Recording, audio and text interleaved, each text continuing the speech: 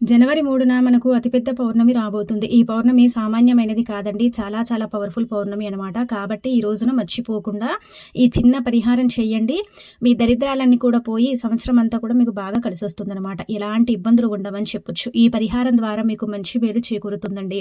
చాలా అద్భుతమైన ఫలితాలనైతే మీరు చూడగలుగుతారనమాట. చాలా మందికి కూడా ఏంటంటే గనక దరిద్రం అనేది ఉంటూ ఉంటుంది కదండీ. దరిద్రం వల్ల ఎంత సఫర్ అవుతామో మనకు మాత్రమే తెలుసు కదా! అలానే ఈ నరదిష్టి కూడా మనల్ని ఇబ్బంది పెడుతూ ఉంటుంది కదా!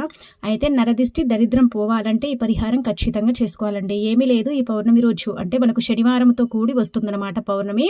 ఇలా రావటం చాలా విశేషం అని చెప్పొచ్చు. కాబట్టి ఏం చేయండి అంటే గనక మీరు జిల్లేడు చెట్టు దగ్గరికి వెళ్ళండి. జిల్లేడు చెట్టు దగ్గరికి వెళ్ళి అక్కడ ఏంటంటే గనక జిల్లేడు చెట్టుకు నమస్కారం చేసుకొని సంకల్పం చెప్పుకోండి. మా అవసరం కోసం మేము ఒక ఆకుని తీసుకెళ్తున్నాము. మా పరిహారం ఖచ్చితంగా మాకు పనిచేయాలి అని చెప్పుకొని జిల్లేడు ఆకుని తెచ్చుకోండి. అలా తెచ్చుకున్న తర్వాత ఏంటంటే గనక దానిపైన 1 స్పూన్ ఆవాలు, చిటికెడంత కుంకుమ, పసుపు పోసేయండి.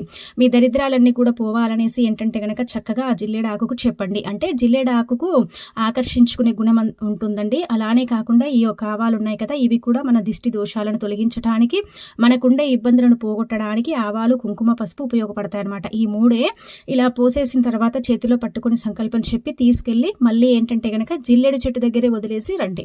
అంటే మీ ఇంటికి దగ్గరగా వదిలేయకండి, కొంచెం దూరంగా. అంటే మళ్ళీ మీరు వెంటనే చూసేలాగా అలానే అక్కడి నుంచి పోయేలాగా కాకుండా మీరు అక్కడికి వెళ్ళరు, ఇంకా అక్కడికి నుంచి ఏంటంటే గనక ఇంకా చూడము అనుకునే ప్రదేశంలో ఇలా జిల్లేడు చెట్టు ఉంటే అక్కడ వదిలేసి రండి. ఒకవేళ జిల్లేడు చెట్టు లేకపోతే జనావాస తక్కువగా ఉంటాయి, పిచ్చి మొక్కలు ఇలా ఉంటూ ఉంటాయి కదా, అక్కడ కూడా దీన్ని వదిలేసి రావచ్చనమాట. ఇలా చేయటం వల్ల మంచి ఫలితాలతో పాటు మీ జీవితం కూడా మారిపోయి మీ కష్ట ఐశ్వర్యాలు సిద్ధిస్తాయని చెప్పొచ్చు. కాబట్టి పౌర్ణమి రోజు ఖచ్చితంగా ఈ పరిహారం అయితే చేసి చూడండి.